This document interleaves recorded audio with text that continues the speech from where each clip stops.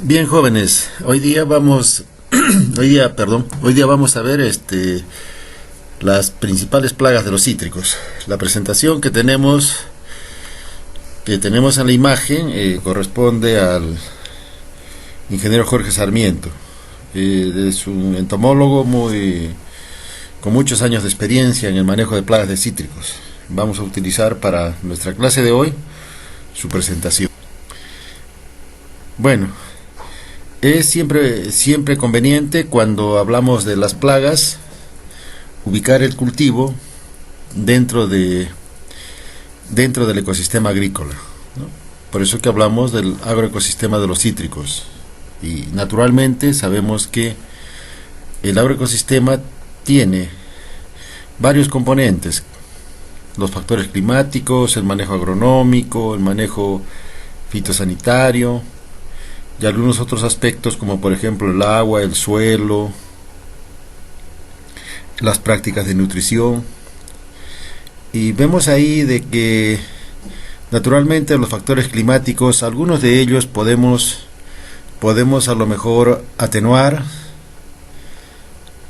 su efecto, pero en realidad no podemos modificarlos mayormente, ¿no? Por ejemplo, el caso de la temperatura, la humedad, la luz, los vientos en parte sí, porque la instalación de cortinas, por ejemplo, pueden ayudarnos a atenuar el efecto del viento cuando naturalmente este viento supere pues los 10-15 kilómetros por hora, ¿no?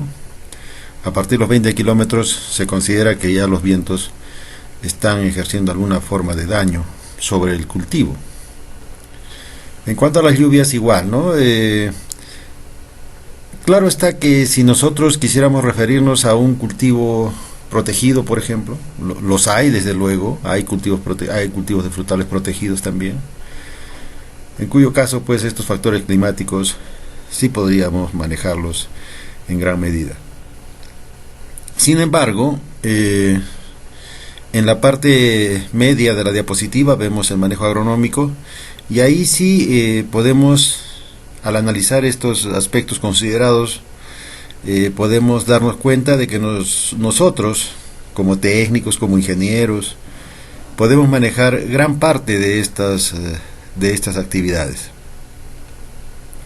Por ejemplo, nosotros elegimos el patrón en función de las necesidades de mercado, de las posibilidades de venta, de precios. Elegimos la variedad, elegimos los distanciamientos, manejamos los volúmenes de agua que vamos a utilizar en el cultivo, los niveles de fertilización también, las podas, cómo vamos a formar nuestros árboles, la cosecha, el momento de determinación de la cosecha y el manejo post cosecha, ¿no? También. Y dentro del manejo fitosanitario, que es lo que corresponde a nuestro curso en realidad, en cuanto al manejo de plagas, particularmente hablando aquí de insectos y ácaros, somos nosotros los que vamos a poder decidir las estrategias de control de plagas de insectos o de ácaros que debemos implementar, ¿no? Y bueno, entonces con este conocimiento previo nosotros podríamos o deberíamos entrar a ver el tema de las plagas, ¿no? Porque esto es fundamental y esto deberíamos en realidad aplicarlo a todos los cultivos en los cuales queremos trabajar. Entonces este esquemita que les hemos presentado vendría a ser en realidad lo que ustedes deberían estar analizando en su próximo curso de manejo integrado de plagas, cada vez que entren a analizar un determinado cultivo, ¿no? Todos estos aspectos. Bueno, aquí el ingeniero Sarmiento nos presenta las ha categorizado las plagas, ¿no? Y parece bien porque ustedes ya tienen conocimiento de que dentro de un ecosistema agrícola existen muchísimos fitófagos, y muchos de los cuales, para suerte nuestra, pues si bien es cierto son fitófagos, se alimentan de nuestro cultivo, pero no logran generar un perjuicio económico al cultivo. Entonces a veces son fitófagos que pasan desapercibidos, que ya hemos visto, los conocemos como plagas sin importancia económica, fitófagos sin importancia económica, plagas potenciales. Entonces aquí tenemos, en esta diapositiva tenemos señaladas las plagas claves de los cítricos, aquellas que siempre se presentan, aquellas que de una u otra forma van a exigirnos diseñar, establecer una medida de control, ¿no? Y ahí tenemos entonces al minador de los cítricos, a la quereza redonda, a la quereza coma, los pulgones, los trips, la mosca de la fruta, la arañita roja y el ácaro del tostado. Y aquí vamos a describir rápidamente a estas plagas. Bueno, el minador de los cítricos es una plaga que se ha introducido al país en la década del 90, ¿no? Allá por el año 91, 92, hizo su ingreso esta plaga por la costa norte. Se le reportó inicialmente en los limoneros, en los campos de cítricos de Piura, y de ahí fue avanzando hacia el sur. De tal manera que aquí en el sur, ya más o menos hacia el año 93, 94, ya la teníamos generando daños de importancia en los cultivos, en las pocas plantaciones, ¿no? Si es que queremos referirnos a la irrigación de majes, las pocas plantaciones que teníamos de cítricos. Sin embargo, esa historia ha cambiado y hoy día podemos encontrar plantaciones más o menos importantes, por ejemplo en Agrícola Pampa Baja, en el Fundo San Camilo del Grupo Inca, y naturalmente con muy buenas perspectivas y con muy buena intención de seguir creciendo. Por ahí también me comentaban de que Gloria está interesado en incursionar en este rubro de cítricos en el proyecto Majes. Y es que en realidad nosotros tenemos muy buenas condiciones. Solamente como historia y muy rápidamente les digo de que el Valle de Camaná era el valle citrícola de Arequipa, era la despensa de cítricos de Arequipa, ¿no? Entonces, potencialidad tenemos. Lo que pasa pues es de que nuestras cédulas de cultivos han variado mucho en los últimos tiempos, se han movido mucho, entonces tenemos esos cambios, pero parece que estamos en la intención de volver. Bueno, esta plaga, como vemos en la imagen, está infestando hojas de los brotes, hojas de brotes, no infesta hojas maduras, ven ustedes acá, no hay hojas maduras infestadas, son hojas de la parte terminal de los brotes, son las hojas más tiernas. Y entonces la mina generalmente se inicia muy cerca a la nervadura central y va avanzando, y luego, como vemos aquí, la mina se dirige hacia el borde de la hoja, y entonces esta larva, cuando va a empupar, hace un doblez, mejor dicho, con el borde de la hoja, y aquí dentro de este doblez, ahí empupa. Ahí tenemos la pupa, esa es la pupa, y va a estar aquí ubicada, debajo o dentro de ese doblez, ¿no? Pueden ver ustedes que también hay minas en los frutos, también pueden ser minados los frutos, ¿no? Eso sucede generalmente cuando tenemos una alta presión de la plaga. El adulto es un lepidóptero, es una polilla muy muy pequeñita, este de acá. Y generalmente en las horas del día se le encuentra posada, pero es muy vivaz. Apenas se alerta por el movimiento de las hojas, inmediatamente inicia el vuelo, ¿no? Esta plaga, como les digo, se ha manifestado aquí con mucha intensidad en los cítricos de la costa peruana, la zona de Cañete, Ica, y dio motivo a que se tenga que introducir un parasitoide. La especie parasitoide que se ha utilizado es Ageniaspis citricola, una especie que se ha sido introducida desde California, ¿no? Pero que su origen está justamente en la zona del Himalaya, de donde son originarios los cítricos como especie. Entonces, esta especie Ageniaspis se introdujo también a Arequipa. SENASA hizo la introducción y en las primeras introducciones fueron fallidas, no fueron exitosas, pero luego sí, fueron exitosas. Cuando usted evalúa el parasitismo, usted va a encontrar que en lugar de existir una pupa como esta que tenemos aquí, vamos a encontrar dentro de esta pupa las pupas de Ageniaspis. Y entonces la pupa queda constituida más o menos como una salchicha, con varias pupas del parasitoide aquí adentro, ¿no? Ubicadas aquí adentro, acomodadas en este sentido así. Nosotros hemos encontrado hasta siete pupas de Ageniaspis dentro de una pupa de Philionistis. Lo cierto es de que Ageniaspis citricola, el parasitoide de Philionistis, es una avispita de la familia Encyrtidae, y ya sabemos nosotros de que los Encyrtidae son normalmente poliembriónicos. Dentro de las medidas de control se trabajó mucho en un comienzo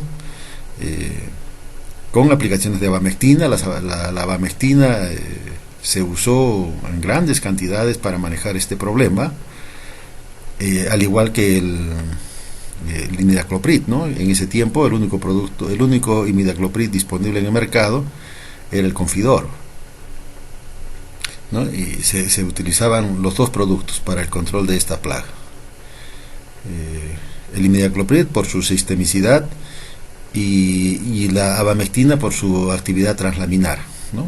O sea que cuando aplicabas la abamectina en el haz de la hoja, la abamectina penetra y envenena todo el espesor de la hoja. Entonces, las minas que están en el embés, donde está metida la larva de esta larva de Philionistis, va a morir, ¿no? Porque toda la hoja, en todo su espesor, está envenenada, independiente de que el producto haya caído en la cara, en el haz, en la cara superior, ¿no es cierto?, en el haz. Esa es la ventaja que tenía la abamectina. Otra plaga importante en los cítricos es el Enaspidus articulatus. Esta es una plaga que está diseminada en todos los lugares donde se desarrollan este cultivo de los cítricos. Imagen, nosotros tenemos aquí tenemos nosotros este problema en Arequipa. En Majes, en el huerto de la universidad, tenemos también este problema. Apareció, ahí está metido en algunas plantas, pero también puedo decirles que hemos tenido la oportunidad de observar a su parasitoide. Su parasitoide es una avispita de color amarillo, naranja, Aphytis rosseni. La hemos visto caminando por encima de las escamas de Selenaspidus, ahí en el huerto de la universidad, ¿no? Un aspecto importante de esta queresa es de que puede llegar a los frutos, puede infestar a los frutos también, ¿no? Y ya hemos visto, cuando hablamos del palto, de que los insectos adquieren mucha mayor importancia cuando son capaces de infestar también los frutos, ¿no? Porque naturalmente es obvio que los frutos es el órgano que nosotros vamos a comercializar. Luego tenemos a la queresa coma. Esta es una plaga, no la he visto en campos de cítricos acá en el sur. Tampoco les aseguro que no les puedo asegurar que no está. Sí es muy frecuente en la zona de Chincha, por ejemplo. Incluso tenemos dos especies. Bueno, aunque ahora los lepidosafes han cambiado de género, ¿no? Entonces tenemos a Becky y a Glovery también, ¿no?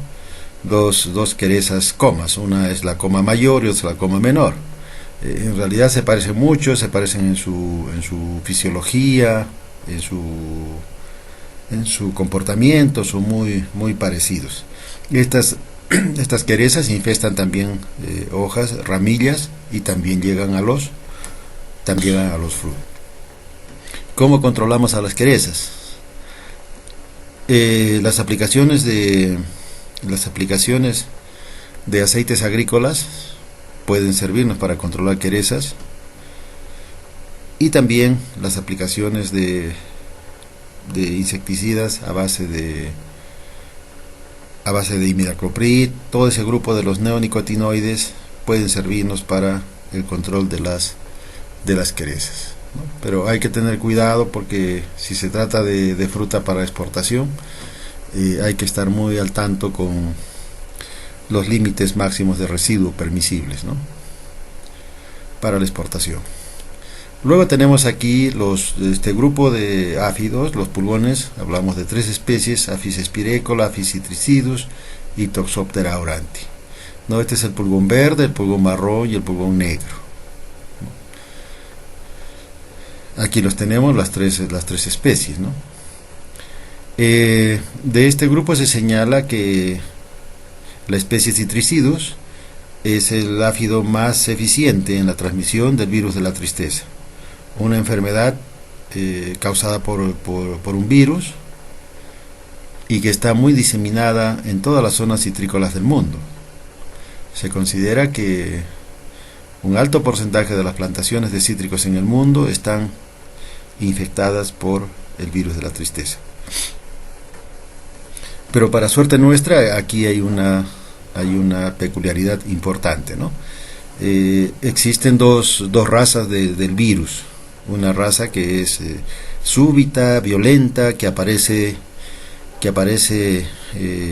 muy rápidamente en el campo, y muy rápidamente, en poco tiempo, puede matar a la planta, ¿no? Esa es la forma súbita o violenta. En tanto que la forma suave o lenta es una raza del virus que infecta a las plantas, pero que prácticamente puede convivir con la planta sin causarle mayores problemas, y la planta incluso puede estar produciendo cosechas comercialmente rentables, ¿no? Entonces, como si no fuera un problema. Seguramente una planta completamente libre de virus tendría mayores rendimientos, ¿no? Pero en la bibliografía que se maneja se habla de que las diferencias significativas de rendimientos, pues no, o mejor dicho, no existen diferencias significativas en los rendimientos, ¿no?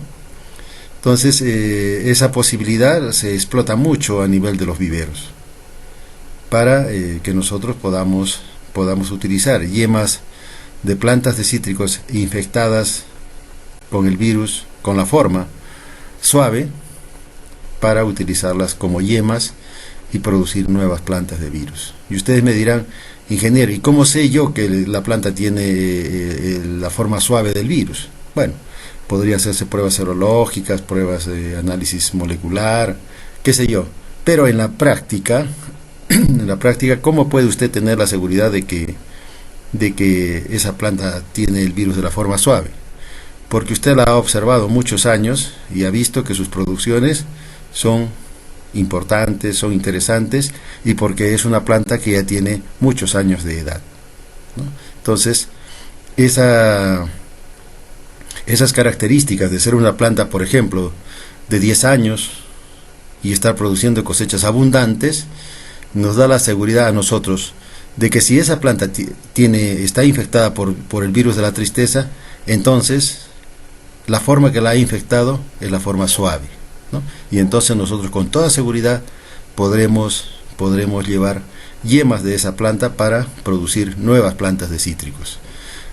Y eso además nos da a nosotros la garantía, porque como saben ustedes, los virus es una enfermedad sistémica, ¿no es cierto? Y el injerto es la forma universal para difundir los virus. Entonces, cuando usted injerta una yema infectada con la forma suave, la forma violenta nunca podrá entrar. aun cuando venga un áfido de estos y pueda traerle el virus, esa forma violenta no podrá entrar ya a esa planta.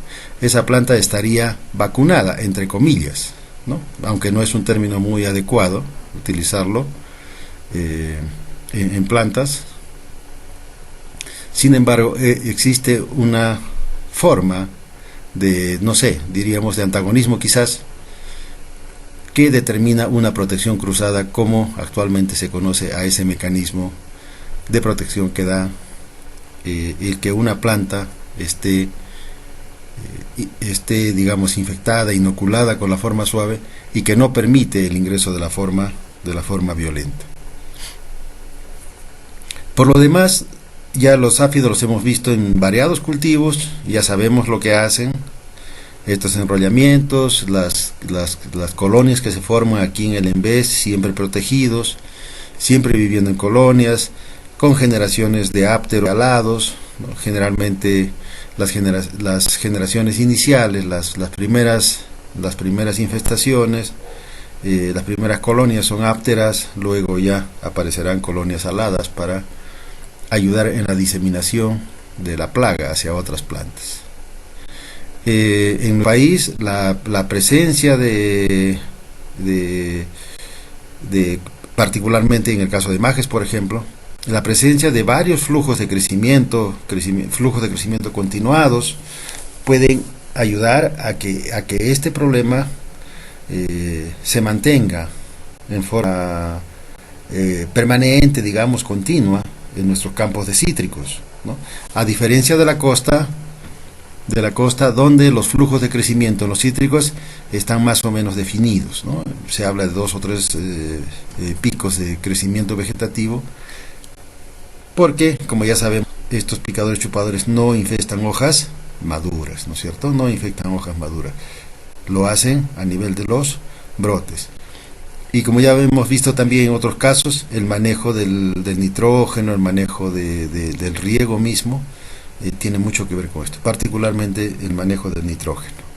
Bueno, los trips, como ya los vimos en el caso de la vid, por ejemplo, haciendo sus raspaduras. Estas raspaduras las pueden hacer muy tempranas. Este es un fruto muy pequeñito, y los trips pueden haber hecho estas raspaduras cuando el fruto, a lo mejor, o mejor dicho, cuando este fruto estaba todavía en la condición de ovario, en la flor. Ya los trips pudieron haber raspado las paredes del ovario, ¿no es cierto? Y entonces estas lesiones costrosas se manifiestan cuando los frutos están creciendo, y aquí, incluso en este fruto que ya está maduro, miren aquí, ahí se mantiene el daño, ¿no? Entonces este raspado del ovario de la flor podría desmerecer cuando hablamos de cítricos de mesa, por ejemplo naranjas, mandarinas, ¿no es cierto?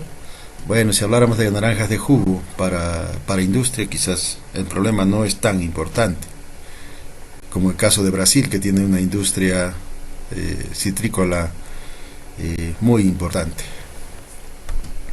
Bueno, la mosca de la fruta, este es un problema que ustedes prácticamente han sido aliviados, ¿no? Desde que por decretos supremos de la Presidencia de la República se creara en el año 93, se creara pues SENASA, ¿no?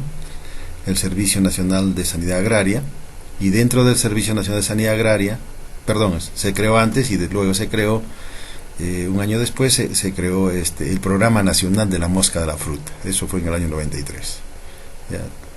Entonces, este Programa Nacional de la Mosca de la Fruta se trazó como objetivo empezar a trabajar por los valles del norte hacia el sur, y de Tacna hacia el norte, ¿cierto? Entonces, Arequipa fue beneficiada más o menos la meta para el año 2011 fue la erradicación de estas especies de mosca a la fruta, particularmente Ceratitis, que es la más abundante, ¿no? Entonces, ¿qué es de acá? Esta es Anastrefa. Todo el género Anastrefa se caracteriza por esta mancha que tiene en el ala, ¿no? Formando más o menos una forma de S acá. una forma de S.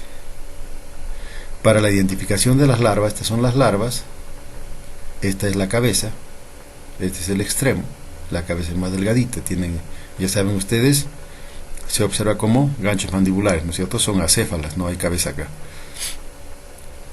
Y para la identificación se utiliza como referencia los espiráculos que están en esta parte de acá. La diferencia de los espiráculos, el número de espiráculos, son aspectos importantes en la taxonomía de las larvas de estas moscas. Bien, ustedes deben sentirse felices porque no van a tener que enfrentarse a este problema. Si bien es cierto, de vez en cuando aparecen algunas reinfestaciones, sin embargo, podríamos decir que es una plaga bajo control, ¿no? Y entonces esta estrategia nacional que diseñó el Programa Nacional de Mosca de la Fruta dio los resultados esperados.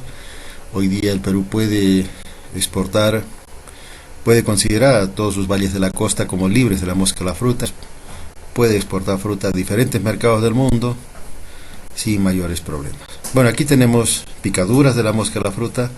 Seguramente que estas picaduras han sido hechas cuando los frutos están verdes. Las larvas no prosperan debido al pH del fruto, de la pulpa, es muy bajo.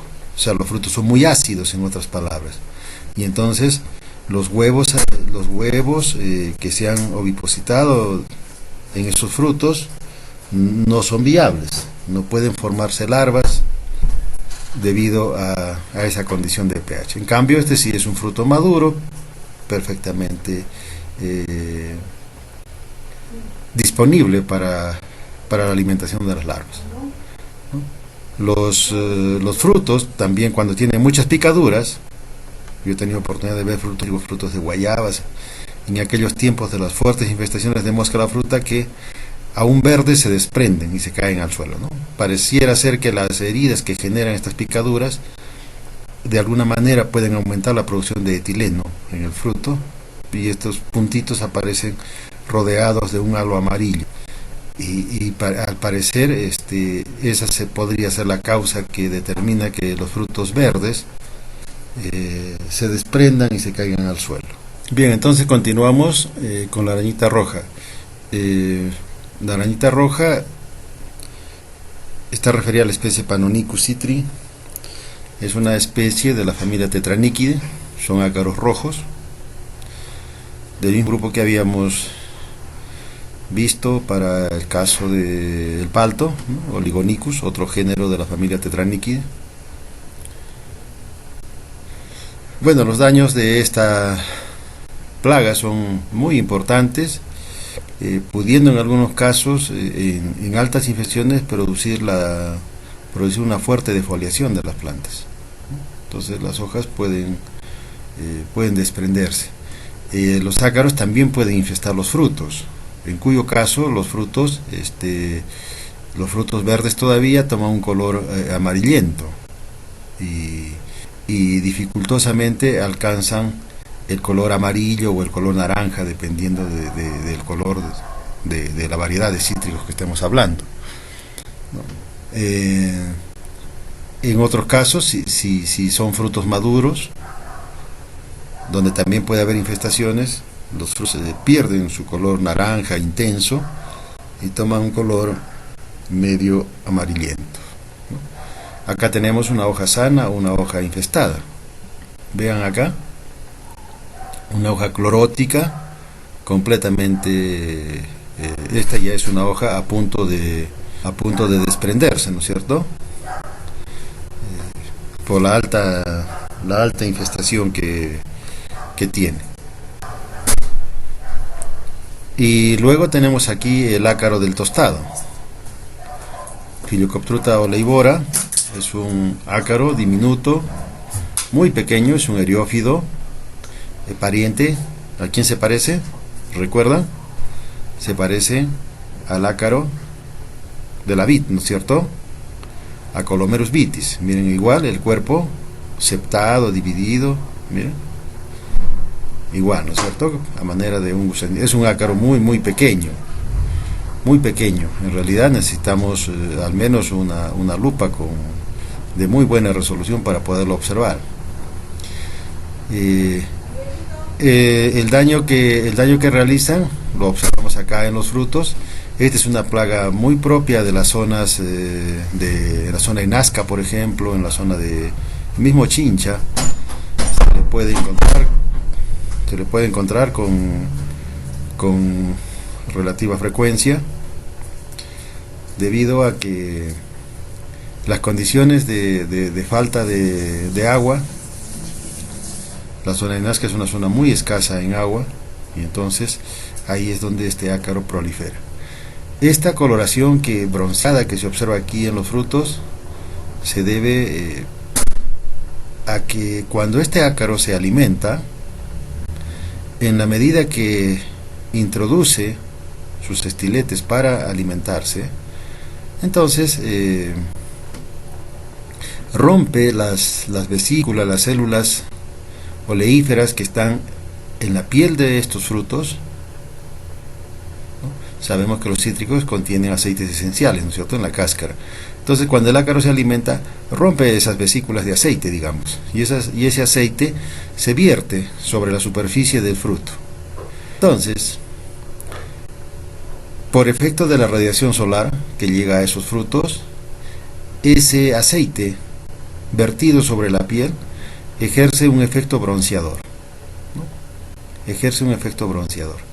Y entonces el fruto toma ese color. Por eso les decía que estos daños se acentúan mucho cuando tenemos zonas que están deficitarias en agua. Ahí se acentúa más esa situación, ¿no? Entonces esa coloración se debe a la presencia del aceite sobre la piel. Bueno, los ácaros se pueden manejar, como ya hemos visto en el caso de palto, con algunos acaricidas selectivos, el caso de el fenpiroxamate, el etoxazol, el espirodiclofen, que son moléculas modernas. No me atrevo ya a aconsejarles moléculas más antiguas como las abamectinas, por ejemplo. También los aceites agrícolas pueden trabajar bien, y también en los cítricos es muy necesario para el manejo de los ácaros y para el manejo de las querezas los lavados, ¿no? En Huaral tuvimos la oportunidad de visitar un campo, los campos del Fundo de Magrín Guando, y ahí existía en el huerto, existía cada cierta distancia habían salidas donde se podía conectar una manguera, y con esa manguera, utilizando agua del sistema de riego, se podía lavar las plantas, ¿no? Entonces con eso retiramos el polvo, desprendemos querezas, limpiamos ácaros, y enseguida de eso podemos hacer una aplicación. Entonces importante los lavados con agua a presión. Como ya hemos visto también, los lavados pueden ser con agua más detergente agrícola. Como plagas ocasionales tenemos el ácaro hialino. Si bien es cierto, para las condiciones de la costa peruana, donde está el área citrícola más importante, el ácaro hialino no es importante ahí, es una plaga ocasional. Para nosotros sí es una plaga importante, ¿no? Nosotros acá, yo sinceramente no he visto al ácaro del tostado. Lo he visto en Nazca, sí, en Chincha, pero acá no. Entonces, pero acá nosotros sí tenemos problemas con este ácaro, con el ácaro hialino, ¿no? Tal como lo habíamos señalado, pues, ¿se acuerdan? ¿Recuerdan? En el caso de la vid, ahí habíamos señalado el problema. Luego Argirotines phaleropa, la quereza cerosa, ceroplastes, la mosca blanca, la Eurotrixus, que tiene buenos controladores, el piojo harinoso, Planococcus, y el piojo blanco, estas dos especies de... Bueno, ahí tenemos el ácaro hialino. Miren lo que hace en las hojas toman un color plateado, se deforman, como que se endurecen, hay una deformación, las hojas ya no son tan elípticas, son más alargadas que elípticas, y ¿cómo se llama? Hay un color plateado que se observa ahí, ¿no? Este es un tarsonémide. Este es el ácaro, es de una coloración casi blanca, por eso el nombre de ácaro hialino.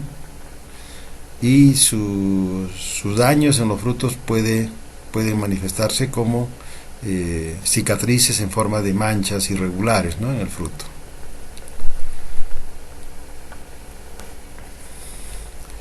Este ácaro, este lepidóptero, Argyrotenes phaleropa, puede pegar hojas, forma estuches y ahí se alimenta la larva. Pero en Guaral, por ejemplo, también lo encontrábamos metido en el ombligo de las naranjas Washington Navel, ¿no? Ahí hacía su estuche y ahí estaba, en frutos verdes. Ahí estaba dañando. Parece no ser muy frecuente ese daño, ¿no? El daño más frecuente, naturalmente, es cuando ataca las hojas, las dobla, las pega con hilos de seda, forma un estuche y dentro de ese estuche se alimenta. Aquí tenemos a Ceroplastes floridensis. Bueno, estas querezas no son en realidad, pueden aparecer, pero luego también pareciera que existe una buena, existen controladores eficientes, ¿no?, que nuevamente la desaparece. La mosca blanca lanuda de los cítricos es una plaga que se introdujo de Brasil, se ubicó en la selva central, diríamos, y de ahí pasó a la costa, ¿no? Y está distribuida en todas las zonas donde hay cítricos. Ustedes pueden observar aquí, en cualquier planta de cítrico que encontremos, aún acá en Arequipa, en los jardines, va a estar con este problema, ¿no?, de la mosca blanca. Lo que es bueno es mencionar de que esta mosca blanca tiene dos enemigos naturales importantísimos. Y les digo importantísimos porque desarrollan una labor, una actividad ideal. Es decir, que uno de ellos parasita en estadios primarios y la otra en estadios posteriores. Me estoy refiriendo a Mitus spinifera y Cales noachi, ¿no? Esas dos avispitas. Cales noachi es una avispita de color amarillento, medio amarillento, medio dorado, y Amitus es de color negro, ¿no? Ambos en conjunto, las dos especies, las hemos encontrado aquí en el vivero que tenemos en la Escuela de Agronomía. Alguna vez tuvimos ahí patrones de cítricos, de limón rugoso, y encontramos, naturalmente las plantas estaban infestadas con mosca blanca, y encontramos ahí a las dos avispitas. Como ya saben ustedes, las moscas blancas producen abundante mielecilla. Entonces, de la misma forma, como hemos señalado para el caso de los ácaros y las querezas, los lavados con agua a alta presión pueden servirnos para controlar a la mosca. Y luego podemos trabajar con aplicaciones de insecticidas del grupo de los neonicotinoides, o podemos trabajar con otros insecticidas más amigables, como el caso del buprofesin, por ejemplo, que es un inhibidor de síntesis de quitina y que puede muy bien aplicarse para el control de esta mosca. Los aceites agrícolas también nos sirven muy bien para esta mosca, y a la vez pueden ayudarnos, como ya dijimos, a controlar querezas y ácaros. Y los aceites agrícolas sí son muy amigables con el medio ambiente. El piojo harinoso de los cítricos es muy frecuente que nosotros los encontremos en estas condiciones, ¿no? Cuando los frutos de los cítricos están pegados, a veces los frutos se producen, se forman en racimos de 3 o 4 frutos, y ahí en los puntos donde se intersectan los frutos, ahí encontramos las colonias del piojo harinoso. Bueno, como ya vimos en el caso de palto, estos son los machos, estas son las hembras. Machos están ahí listos para cambiar de estado, pasar a adulto y poder aparearse. Bueno, como plagas potenciales tenemos este grupo de plagas que vamos a rápidamente. La quereza marrón de los cítricos, Coccus hesperidium, ya la vimos para el caso de palto, recuerda.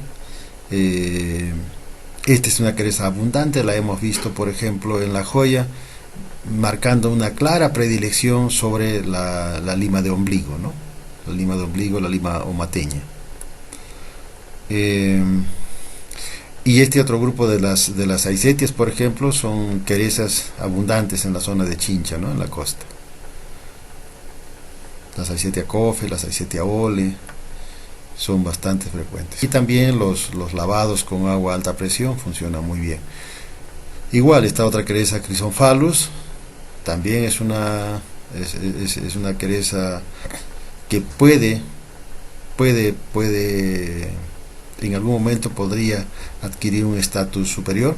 Lo que pasa es de que las querezas en realidad tienen una gran cantidad de enemigos naturales y por eso a veces aparecen solo como plagas ocasionales cuando nosotros generamos algún desorden, algún disturbio, por ejemplo, con aplicaciones indiscriminadas como las que se hicieron para el caso de Philionistis, por ejemplo, y terminamos matando los enemigos naturales. Entonces, en esos momentos hubieron algunos picos de estas plagas que normalmente no son claves, no son importantes en los cítricos. Entonces, mucho cuidado con eso, hay que manejar bien. Por eso es importante que algunos de estos problemas que podemos manejarlos con lavados con agua, con detergente agrícola, con lavados con agua a alta presión, limpiar el polvo, favorecer la actividad de los enemigos naturales, etcétera, etcétera, son prácticas muy importantes para que estas plagas se mantengan en ese estatus de plagas de insectos sin importancia económica, ¿no? La quereza algodonosa es una plaga que suele aparecer en los cítricos, la encontramos metida en los ombligos de las naranjas Washington, en las bifurcaciones de las ramas, siempre protegidos ahí, o en las ramas mismas formando colonias grandes, muy pegadas una tras de otra, pero tienen un buen controlador, que es Rhodolia cardinalis, ¿no es cierto? O Nobius cardinalis. Si usted tiene este problema, sería bueno que introduzca a su campo, los hay en campos vecinos seguramente, los va a encontrar ahí, que introduzca un núcleo de estos coccinélidos y usted tendrá un buen control. El perro de naranjo, este es un lepidóptero muy bonito, es un papiliónide. Las larvas, hay 2 o 3 especies de estos papiliónides: Papilio peón, Papilio toas, y también algunas confusiones en la designación. Suelen estar presentes. Las larvas son muy típicas, tienen una forma muy peculiar. Una vez que uno las reconoce, difícil de olvidar. La mosca blanca gigante, esta mosca, como ya vimos en el caso de los paltos, por ejemplo, esta mosca nosotros la podemos encontrar en el Valle de Majes. Si alguien quiere ver esta mosca, solo tiene que ir a la zona de entre Corire y Aplao. Hay unos huertos ahí que están pegados a la carretera, a la pista, y ahí usted va a encontrar esta mosca blanca gigante en naranjos, en paltos, en naranjos, en paltos, en lúcumos. Ahí va a encontrar grandes infestaciones. En mango también va a encontrar esta mosca. Y si usted va al Valle de Tambo, va a encontrarla también en plantas de plátano.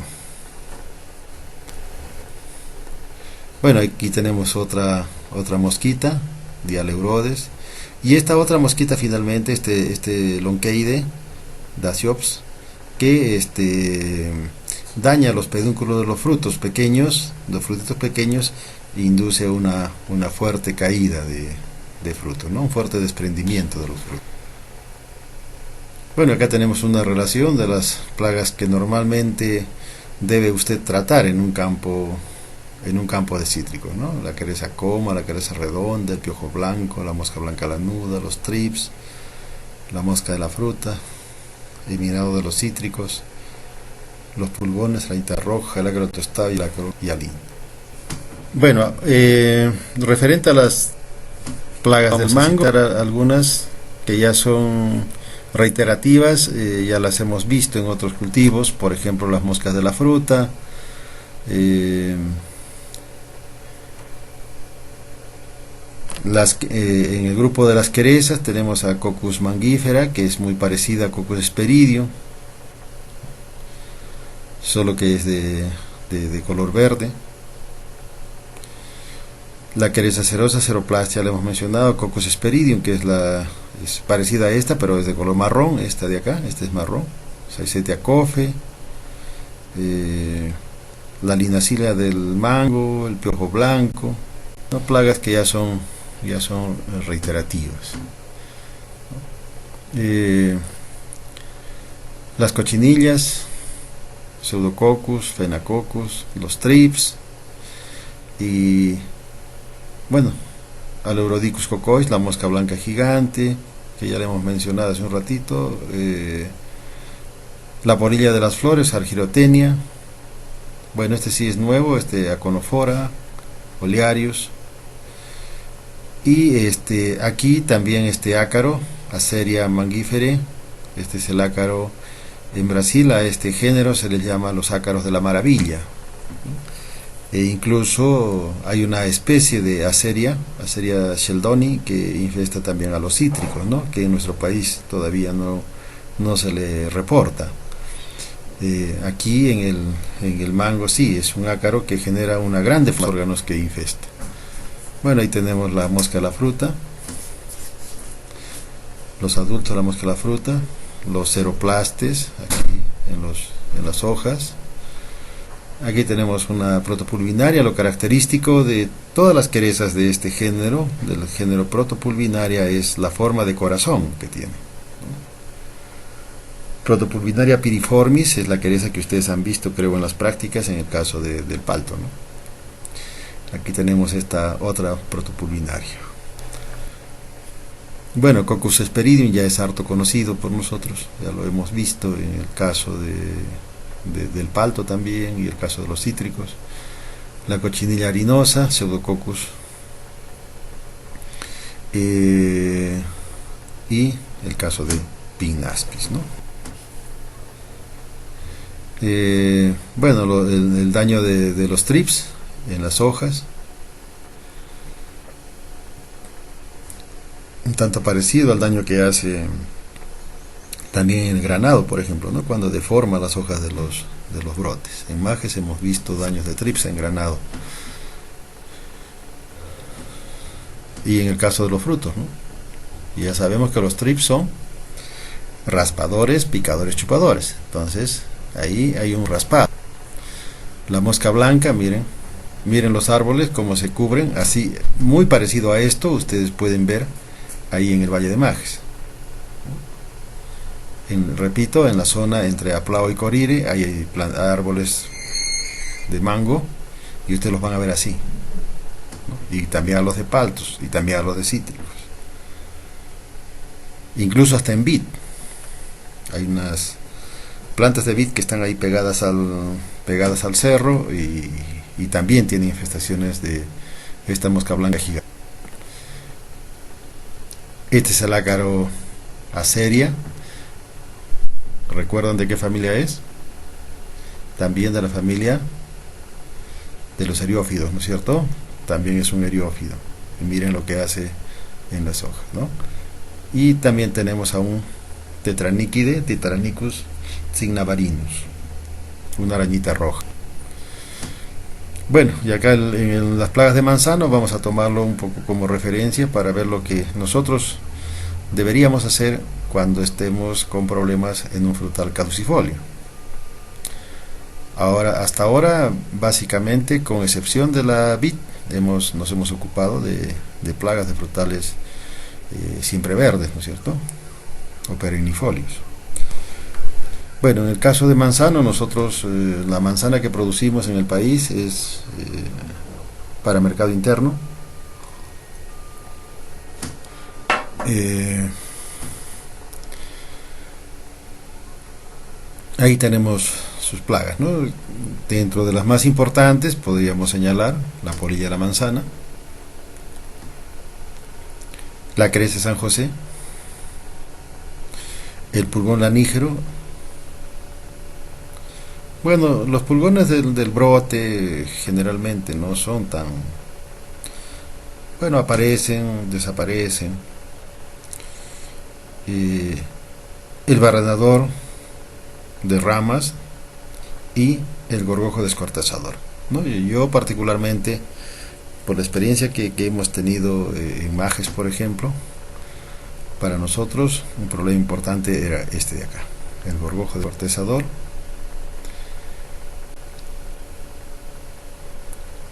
Sí, fundamentalmente este. Y el tema de los ácaros, ¿no? La arañita roja. La arañita roja. En el caso de los valles, por ejemplo, en Chaparra, el valle de Chaparra, la polilla y la manzana sí un problema, ¿no? En los campos, en los perales, en los manzanos, es un problema. De la misma forma, la crece San José, que también infesta el membrillero, los perales, los manzanos, podrían decir que a todos los pomos, ¿no es cierto? Y el pulgón lanígero podemos encontrarlo nosotros en el Valle de Majes, por ejemplo, en la zona de Huancarqui, ahí tenemos este problema de pulgón lanígero en los manzanos. En algún momento estas especies del género Anómala se convirtieron en un problema en la zona de Cañete, en el valle de Mala. Ahí se cultiva mucha manzana, se cultiva, sobre todo lo peculiar que tiene es de que se cultiva manzana, o mejor dicho, se tiene campañas de manzana durante todo el año, ¿no? Es decir, me quiero explicar mejor. Cuando usted visita el valle, usted va a encontrar de que hay campos de manzana que están en maduración, otros están en brotamiento, otros están en crecimiento de frutos, otros están entrando en maduración. Entonces usted puede encontrar manzanos en diferentes estados de desarrollo, ¿no? Y es que en el manejo se realiza la cosecha, se deja que las plantas descansen un par de meses y se reinicia una nueva campaña, ¿no? Se hace la poda, se defolia y se inicia una nueva campaña.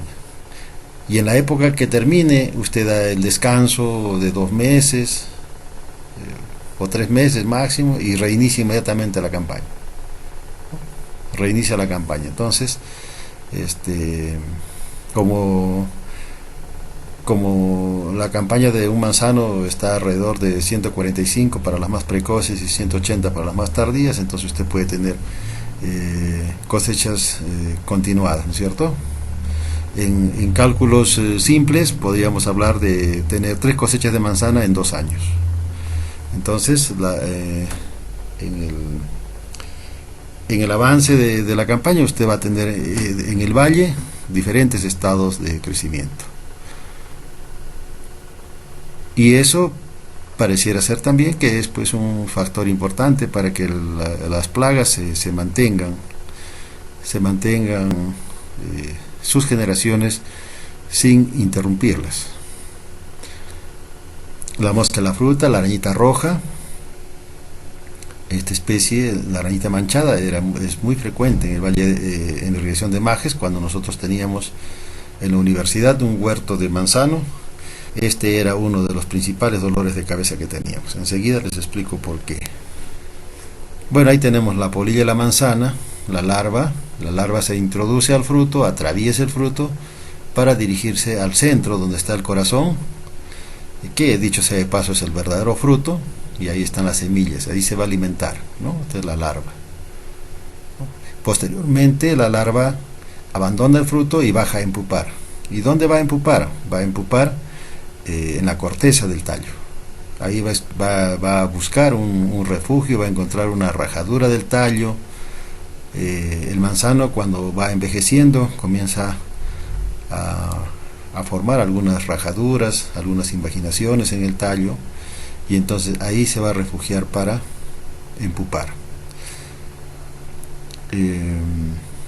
Y por eso, dicho sea de paso, una de las estrategias para el control de esta polilla es precisamente instalar en el tronco una chalina. ¿Qué es una chalina? Es un trozo de cartón corrugado que usted lo envuelve al tronco y lo amarra, ¿no? Lo amarra, lo fija ahí. Entonces, cuando las larvas bajan a impupar, el primer refugio que van a encontrar es el cartón corrugado. Entonces van a empupar ahí en el cartón corrugado. Y usted puede periódicamente cambiar ese cartón corrugado. No se vaya a olvidar de cambiarlo, porque si no, las pupas van a completar su desarrollo pupal y se van a formar nuevos adultos.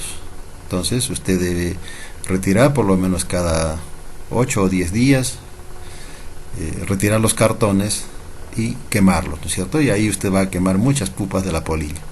Esa es una primera estrategia. La segunda, naturalmente, es la utilización de feromonas. Existen feromonas para el control, feromonas sexuales, ¿no? Para capturar machos de esta especie.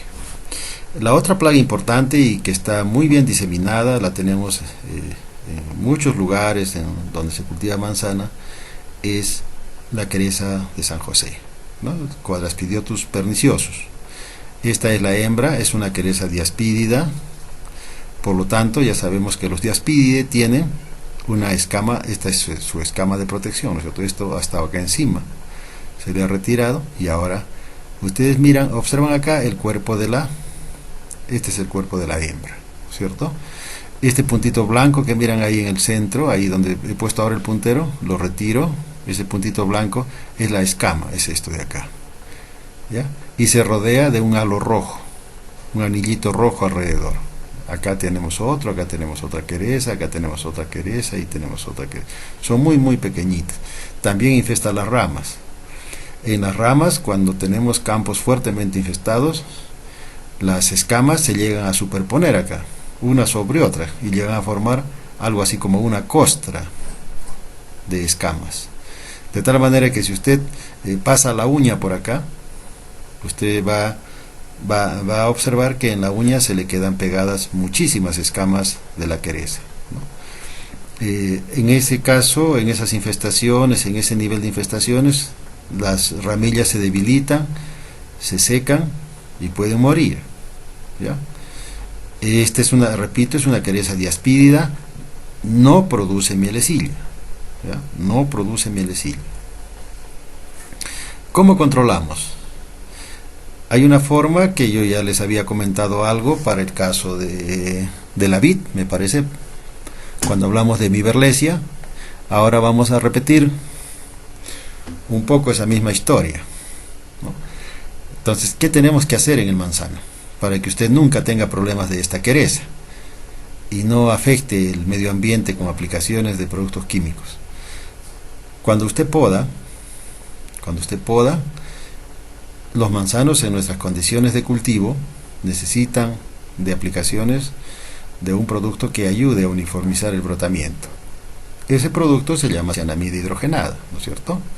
Entonces usted tiene que aplicar cianamida hidrogenada para que todas las yemas de las ramas broten, porque si no usted va a tener un brotamiento muy desuniforme, naturalmente con muy poca apertura de yemas, naturalmente con muy pocas flores, y eso no es bueno para el manejo del cultivo. Entonces usted, de todas maneras, si usted quiere tener cosechas rentables, cosechas importantes de manzana, usted tiene que utilizar la cianamida. Entonces aproveche que usa la cianamida e incorpore en esa aplicación también aceite agrícola. Y como ya les decía, en el caso de la vid, usted puede aplicar aceite agrícola en alta dosis. ¿Por qué? Porque las yemas de sus plantas están cerradas. Entonces no hay riesgos de fitotoxicidad. Y entonces usted puede utilizar dosis de aceite relativamente alta, ¿no? Puede utilizar 1, 2% y a veces hasta 3% sin mayores problemas. Y como usted tiene que mojar todo el árbol para que la cianamida haga efecto en todas las yemas de su planta de su árbol de manzana, entonces también el aceite va a llegar a todas las ramas de su planta, de su árbol de manzana. Entonces va usted a controlar estas querezas que están aquí en las ramas. ¿Ya? Si usted hace eso todos los años, yo le garantizo de que usted no va a tener problemas de esta quereza. Y usted está haciendo algo bueno ahí, porque en este momento su campo está pelado, su campo tiene una entomofauna pues prácticamente ausente, porque está iniciando una nueva campaña recién. Los enemigos naturales y las plagas van a llegar después, pero esta ya la tiene aquí presente, entonces hay que controlarla. Y entonces con esas aplicaciones de aceite agrícola usted va a poder manejar esta plaga. Yo le decía que si lo hace todos los años, le garantizo que usted no tendrá problemas de esta quereza. Este es el pulgón lanígero, ¿no? Vean ustedes, este pulgón lanígero tiene un comportamiento parecido a la filoxera. ¿Por qué? Porque este pulgón lanígero puede desarrollar daños en la parte aérea. Esta es una rama de manzano y aquí están las colonias de los pulgones, ¿no? Generalmente lo hacen en ramas jóvenes, y en los tallos la presencia de estos pulgones generan deformación de la corteza, como que se arruga, se forma algunas prominencias, algunas concavidades, y eso es precisamente lo que requiere este pulgón para formar ahí sus colonias, que luego se cubren de un tejido, de una lanosidad acá encima. De ahí le viene el nombre de pulgón lanígero, ¿no? Este es el pulgón, y miren, de aquí para acá tiene una gran cantidad de pelos, de hilos, que arrastra cuando camina, ¿no? Por eso su nombre de pulgón lanígero. Les decía que tiene un comportamiento parecido a la filoxera. ¿Por qué? Porque desarrolla dos fases. Una fase en la parte aérea de la planta, en las ramillas, en las ramas jóvenes, y otra fase del ciclo en las raíces. Y precisamente, si ustedes recuerdan, cuando hablamos de la vid y de la filoxera en particular, decíamos, ¿cuál era la mejor estrategia para el manejo de la filoxera? Eran los portainjertos resistentes. En este caso también tenemos que hablar de portainjertos resistentes, y existen portainjertos resistentes para la fase radicícola del pulgón lanígero. ¿Ya? Existen. Entonces, si usted va a instalar una plantación de manzano en el Valle de Majes, usted tiene que estar pensando en instalar sus plantas de manzano injertadas sobre un portainjerto resistente. El portainjerto que más se utiliza para este caso, y al menos en el Perú, porque en muy pocos países del mundo ya se utiliza el membrillo como patrón del manzano, entonces es una alternativa buena, sí, es buena alternativa. Bueno, no es tan bueno, el membrillero no es tan bueno para el manzano, pero es bueno para el control para el manejo de esta plaga, ¿no es cierto? Lo demás, si es bueno o no para el manzano, ustedes lo aprenderán cuando lleven sus cursos de fruticultura. Existen otros portainjertos más modernos, más avanzados, mejor trabajados, ¿no? Que están derivados del Malus silvestris y que se manejan en los países que son grandes productores de manzana, ¿no es cierto? Nosotros no somos destacados en la producción de manzana. Bueno, esos patrones modernos están incluidos dentro de una serie de portainjertos que han sido trabajados en Inglaterra y que constituyen la serie Malling-Mertens, ¿no? Es una estación experimental agrícola en Inglaterra que ha desarrollado varios de estos portainjertos, y comúnmente les ha llamado, se les llama así, la serie MM, ¿no? M de Malling y la otra M de Mertens. Entonces es una serie que ha sido trabajada por esa estación, y ahí usted puede encontrar particularmente el 111 y el 106 son los más utilizados para la resistencia al pulgón lanígero. Uno más vigoroso que el otro, un patrón más vigoroso que el otro, bueno, eso lo decide usted. qué patrón le conviene a su cultivo. Luego tenemos los áfidos, estos pulgones que infestan los brotes. Ahí tenemos, vean ustedes, como ya sabemos, siempre buscando órganos tiernos, formando grandes colonias. Se dice que la especie Apis pomi, si bien es cierto es un pulgón que infesta el manzano, pero es una especie que no está presente en el país. Lo que tenemos acá nosotros es Apis gossypii, Apis. Una plaga que también vimos con cierta importancia en el Valle de Mala, en esa época, bueno, no sé, posiblemente porque estábamos en una época de post-niño, en el año 98-99, cuando visitamos campos de manzano en el Valle de Mala, había un problema importante, que era la presencia de planococos, del piojo harinoso, ¿no? Y el piojo harinoso se introducía por la abertura que hay en el ápice del fruto de la manzana, se introducía al interior del fruto, y ahí tenía sus colonias, ¿no? Y cuando las infestaciones eran altas, porque visitamos, me acuerdo, un campo de manzano que era un campo, ¿cómo se llama?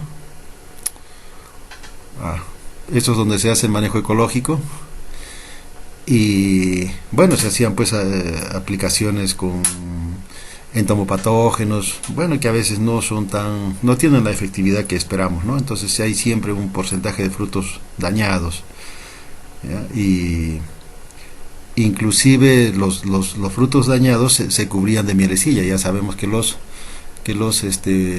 piojos harinosos producen mielecilla, ¿no? Es una plaga que no está mencionada acá, pero les hago hincapié porque podrían ustedes verla en algún momento presente en manzano, ¿no? Bueno, la mosca de la fruta ya hemos visto, es una plaga que ustedes ya no van a tener mucho conflicto con esta plaga, ¿no? La arañita roja sí es un problema importante. Si su campo de manzano lo coge cuando está entrando al proceso de agoste, vean ustedes, estos son ácaros tejedores, ¿no es cierto? Forman una telita fina en la parte donde infestan, y sobre esa telita fina pues quedan adheridas algunas partículas de suelo, algunas partículas de minerales de suelo, micas, quedan pegadas ahí brillan, ¿no es cierto?, en la hoja.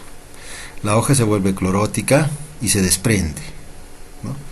Esta ya es una hoja con una infestación importante y a lo mejor muy próxima a desprenderse. Y entonces, ¿qué es lo que sucede? ¿Qué es lo malo de esto? Cuando las hojas se desprenden tempranamente, algunas variedades de manzano, como por ejemplo Ana de Israel, tienen una reacción de brotamiento inmediato, ¿ya? Pero ¿cuál es el problema? El problema de que broten, que formen hojas no es tanto, pero el problema es de que las yemas de flor también se abren, y entonces usted se queda sin yemas de flor, sus plantas se quedan sin yemas de flor para la campaña verdadera, para cuando deben brotar, ¿no? Entonces ese brotamiento extemporáneo, inoportuno, generado por la defoliación que originan estos ácaros, puede desordenar ¿cómo les digo? Puede desordenar el comportamiento normal que deben seguir nuestras plantas de manzano, y brotando en un tiempo que no les corresponde, ¿no? Y que además no es el adecuado. ¿Ya? Entonces, nosotros ahí en Majes, cuando en la universidad teníamos un huerto de manzano, uno de los principales dolores de cabeza era este problema, ¿no? Y esto se aumentaba mucho porque no teníamos un buen sistema de filtrado de agua. En ese tiempo no había un vaso regulador para esa zona. Hoy día sí lo tienen, y naturalmente los equipos de riego por goteo que eran pioneros en la irrigación de Majes no tenían la tecnología que hoy día disponemos, ¿no? Los cabezales de filtrado que hoy día tenemos, que son muy eficientes, y entonces teníamos muchos problemas en el riego. Los goteros se taponaban continuamente, no había a veces la gente la mano de obra suficiente para realizar la limpieza de los goteros, ¿no? Entonces regábamos con mangueras con goteros insertados en la manguera, no como las cintas que ustedes conocen ahora, y entonces teníamos muchos problemas de riego. En las partes donde se taponaban los goteros, las plantas infestadas por el ácaro inmediatamente se defoliaban, ¿no? Se defoliaban, dejaban caer las hojas. Cuando nosotros limpiábamos los goteros, inmediatamente brotaba, ¿no? Se comenzaba a regar de nuevo y inmediatamente brotaba. Y eso nos generaba conflictos, ¿no? Entonces hay que tener cuidado con esto. Recuerden ustedes que la defoliación es una forma de compensar las necesidades de frío. Y si a un manzano le compensamos las necesidades de frío, entonces el manzano está listo para brotar. Bueno, el chirimoyo, si bien es cierto, es una especie nativa del Perú, sin embargo, no somos grandes productores de chirimoya, ¿no? Los ecuatorianos han desarrollado programas de chirimoya muy importantes. Ellos exportan chirimoya, nosotros la destinamos al mercado interno, ¿no? Los chilenos también exportan chirimoya, y otros países como Italia, España, son también Israel, son también exportadores de chirimoya. La chirimoya tiene muchas plagas, pero para suerte nuestra la mayoría de ellas ya las hemos tratado en otros. Bueno, vamos a ver acá. Moscas de la fruta, sí, son una fruta predilecta de las moscas de la fruta, ¿no? Las chirimoyas. De eso no les quede la menor duda. Los piojos blancos, los pseudocóccidos, suelen ubicarse en el punto donde se inserta el pedúnculo del fruto. Ahí en esa cavidad, ahí suelen ubicarse ahí, en esa parte del fruto. Otra plaga importante son las querezas, este grupo de las aicetias, ¿no? La quereza nigra, la aicettia nigra, la parasaicetia, la quereza cofe, la Aicettia ole, todo ese grupo de aicetias suelen estar ahí en los chirimoyos. Coccus hesperidium también, la quereza parda, la quereza hemiberlecia latania también puede estar. Y los aeroplastes, como ya hemos visto, suelen estar en forma ocnal, apareciendo por ahí. La mosca blanca gigante también es, ¿vale? El bicho del cesto que hemos visto para el palto también puede ir ahí colgado de las hojas. Y en el lúcumo tenemos dos plagas que no las hemos visto en otros cultivos y que son importantes, ¿no? El primero, Pseudolycena marcias y Automolis sp.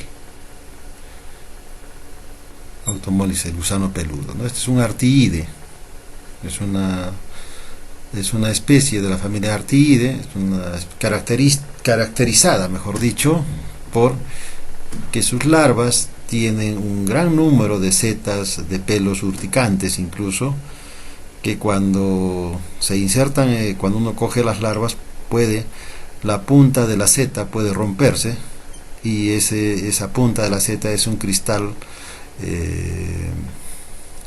que contiene una sustancia alergénica. Y por eso que cuando esos pelos urticantes se nos insertan en la piel, pues pueden generarnos una situación de escozor continuado durante un buen tiempo, durante varias horas, ¿no? Bueno, ahí está Pseudolycena, es una polilla de color morado, medio azul, muy bonita, pero muy vivaz también, de comportamiento diurno. En el día son grandes voladores, y sus larvas más bien son de color verde, medio aplanadas, caminan muy lentamente, Bueno, nosotros intentamos alguna vez criar, aparecen en el mes de, ya después de la primavera, aparecen más o menos con cierta importancia, pero luego igual desaparecen, ¿no? Cuando nosotros intentamos criar, colectamos larvas y lo quisimos hacer en el Museo de la Agraria y todas las larvas se nos enfermaron, ¿no? No sé si parecía dar la apariencia de que vienen enfermas ya del campo y quizás por eso no vuelve a aparecer otra generación otra vez. Eh, Bien, la otra especie es este de acá, este es Automolis, esta es la larva de Automolis, vean ustedes la gran cantidad de pelos, de setas que tiene la larva, esta es la larva, son grandes defoliadores, son grandes comedores de hoja, las hojas quedan así. Tuvimos la oportunidad de ver en la irrigación Santa Rosa, en la parte de Huaral más arriba,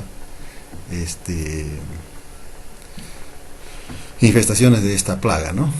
Y bueno, cuando yo le pregunté al ingeniero ahí del campo, le digo, ingeniero, ¿y ustedes no controlan esta plaga? Porque había hojas así, esqueletizadas, ¿no?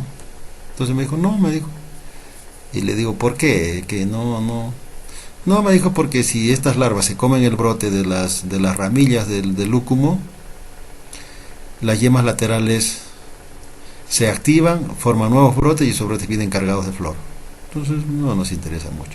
Igual viene y desaparece, ¿no? Entra y desaparece esta plaga.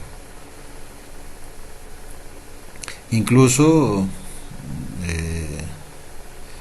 pareciera que diapausaran, ¿no? Forman una sola generación y después diapausan, ¿no? Y esperan hasta el otro año. Este es el adulto, ¿no? Les digo esto porque yo colecté larvas en pupan bastante curioso, colgadas de la hoja en el embés, forman un capullo y ahí empupan, ¿no? Y lo curioso es de que con todos estos pelos que tiene la larva, con esos pelos forman el capullo. Y cuando usted abre el capullo, adentro está la larva pelada completamente sin pelos, ¿no? Todos los pelos los ha utilizado todas las setas las ha utilizado para formar su capullo. Y como les decía, nosotros colectamos larvas y las dejamos ahí, no emergía el adulto. Bueno, finalmente ya le perdí, las dejé de observar y no sé en qué momento pues emergió el adulto y bueno, lo encontré ahí en el tupper donde estaban guardadas las pupas. Lo encontré con las alas ya sin escamas, ¿no? Porque había volado ahí, habría querido salir seguramente del recipiente. Coccus hesperidium también puede infestar al lúcumo. Tiene una marcada predilección. Tuvimos la oportunidad de ver en San Camilo, en el grupo Inca. Tenían un pequeño huerto, no eran muchas plantas, pero había algunas plantas que jóvenes todavía habían sido infestadas por esta quereza y las había matado, las había debilitado tanto que habían ido muriendo de a pocos, ¿no? Entonces es una plaga muy importante. Yo diría que estas tres son las más importantes en el lúculo, ¿no?